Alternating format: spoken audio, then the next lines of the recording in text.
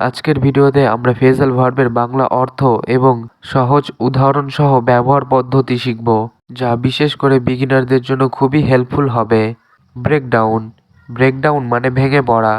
গাড়িটি ভেঙে পড়ল। The car broke down. The car broke down. যেহেতু এটা পাস্ট টেন্স, তাই আমরা ব্রেকের পরিবর্তে ব্রোক বলবো। সে কাঁদতে কাঁদতে ভেঙে পড়ল। She broke down crying. She broke down crying. Bring up. Bring up মানে উল্লেখ করা। যেমন সে তার প্রজেক্টের কথা উল্লেখ করল। He brought up his project. He brought up his project. মিটিংয়ে সে নতুন একটি বিষয় উল্লেখ করল। She brought up a new topic in the meeting. She brought up a new topic in the meeting. Carry out. Carry out মানে সম্পাদন করা। তারা তাদের পরিকল্পনা সম্পাদন করল। They carried out their plan. They carried out their plan. শিক্ষক পরীক্ষাটি সম্পাদন করলেন। The teacher carried out the exam. The teacher carried out the exam. Come across. Come across মানে খুঁজে পাওয়া। আমি একটি পুরনো ছবি খুঁজে পেলাম। I came across an old photo. I came across an old photo. তারা একটি আকর্ষণীয় নিবন্ধন খুঁজে পেল। They came across an interesting article. They came across an interesting article. Cut down. Cut down মানে কমানো। সে চিনি খাওয়া কমানোর চেষ্টা করছে। He is trying to cut down on sugar. He is trying to cut down on sugar. আমি বিদ্যুৎ খরচ কমাচ্ছি। I am cutting down on electricity use. I am cutting down on electricity use. Deal with. Deal with মানে সমাধান করা। সে সমস্যাটি সমাধান করেছে। He dealt with the problem. He dealt with the problem. শিক্ষক ছাত্রদের প্রশ্নের সমাধান করলেন। The teacher dealt with the students question. The teacher dealt with the students question. Figure out. Figure out মানে বুঝতে পারা। আমি সমস্যাটি বুঝতে পেরেছি। I figured out the problem. I figured out the problem. তারা কিভাবে এটি কাজ করে তা বুঝে গেছে। They figured out how it works. They figured out how it works. Get along. Get along মানে মিলেমিশে থাকা। আমরা একের অপরের সাথে ভালোভাবে মিলে থাকি। We get along well with each other. We get along well with each other. সহকর্মীরা একসাথে ভালোভাবে কাজ করছে। The colleagues are getting along well. The colleagues are getting along well. Give up. Give up মানে হার মানা। যেমন সে পড়াশোনা ছেড়ে দিয়েছে। He gave up studying.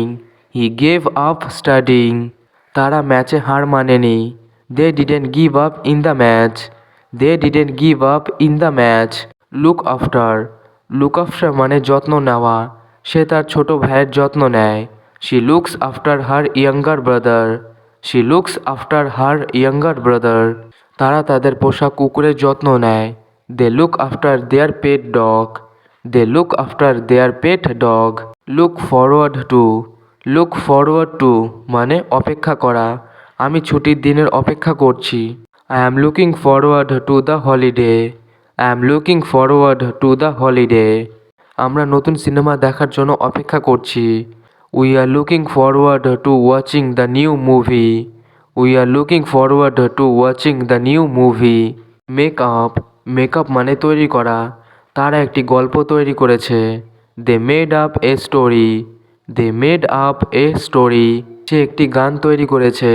She made up a song. She made up a song. Pick up. Pick up মানে তুলে নেওয়া। সে মাটি থেকে কলমটি তুলেছে। She picked up the pen from the ground. She picked up the pen from the ground. আমি বন্ধুদের সঙ্গে দেখা করতে যাচ্ছি। I am going to pick up my friends. I am going to pick up my friends. Put off. Put off মানে স্থগিত করা। তারা মিটিংটি স্থগিত করেছে।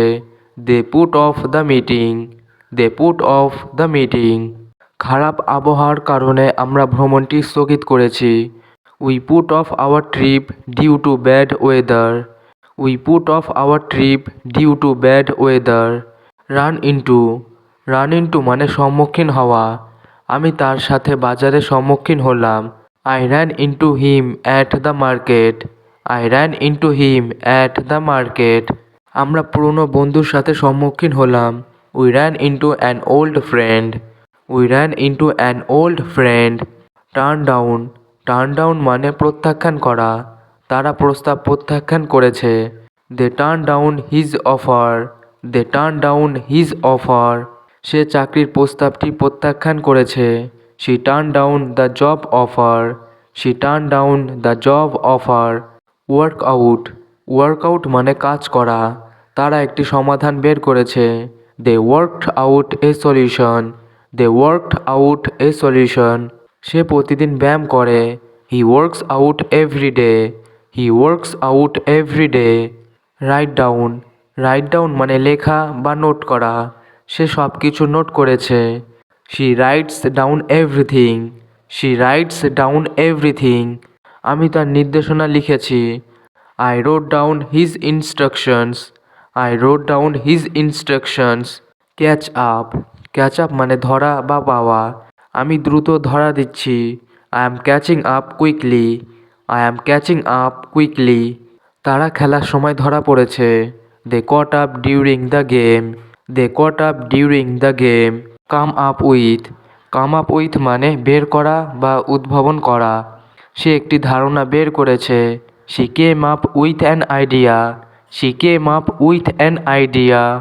আমি একটি পরিকল্পনা উদ্ভাবন করেছি। I came up with a plan. I came up with a plan. Drop off. Drop off মানে নামিয়ে দেওয়া। সে আমাকে স্কুলে নামিয়ে দিয়েছে। He dropped me off at school. He dropped me off at school. তারা তাদের বন্ধুদের পার্টিতে নামিয়ে দিয়েছে। They dropped off their friends at the party. They dropped off their friends at the party. Find out. Find out মানে জানা বা উদ্ধার করা। আমি জানতে পারলাম সে কোথায় থাকে। I found out where he lives. I found out where he lives. সে তার ব্যাগটি কোথায় রেখেছে জানতে পারল। He found out where he kept his bag. He found out where he kept his bag. Get over. Get over মানে পার হওয়া বা উত্তীর্ণ হওয়া। সে তার অসুস্থতা পার হয়েছে। He got over his illness. He got over his illness. তারা তাদের পরীক্ষা উদ্বেগ পার হয়েছে। They got over their exam anxiety. They got over their exam anxiety. Go through. Go through মানে যাচাই করা বা অতিক্রম করা। আমরা তার রিপোর্ট যাচাই করেছি। We went through his report. We went through his report. তারা একটি কঠিন সময় অতিক্রম করেছে। They went through a tough time. They went through a tough time. Hold on. Hold on মানে অপেক্ষা করা বা ধরে রাখা। দয়া করে কিছুক্ষণ অপেক্ষা করুন। Please hold on for a moment. Please hold on for a moment. সে তার বিশ্বাস ধরে রেখেছে। He held on to his beliefs. He held on to his beliefs. Let down. Let down মানে হতাশ করা। আমি তোমাকে হতাশ করব না। I won't let you down. I won't let you down. সে তার পিতামাতাকে হতাশ করেছে। He let down his parents. He let down his parents. আশা করি আজকের ভিডিওটি আপনাদের ইংলিশ শেখার জন্য খুব হেল্পফুল হবে। আমরা ফ্রেজাল ভার্বের অর্থ, সহজ উদাহরণ এবং কিভাবে সেগুলিকে ব্যবহার করতে হয় তা শিখেছি। যদি এই ভিডিওটি আপনাদের ভালো লেগে থাকে তাহলে লাইক করুন, শেয়ার করুন এবং আমাদের চ্যানেলটি সাবস্ক্রাইব করতে ভুলবেন না। আর যদি কোনো প্রশ্ন থাকে তাহলে নিচে কমেন্ট বক্সে জানিয়ে দিন। পরবর্তী ভিডিওতে দেখা হবে আরেকটা নতুন টপিক নিয়ে। সবাই ভালো থাকুন আর আমার সাথে ইংরেজি শিখতে থাকুন।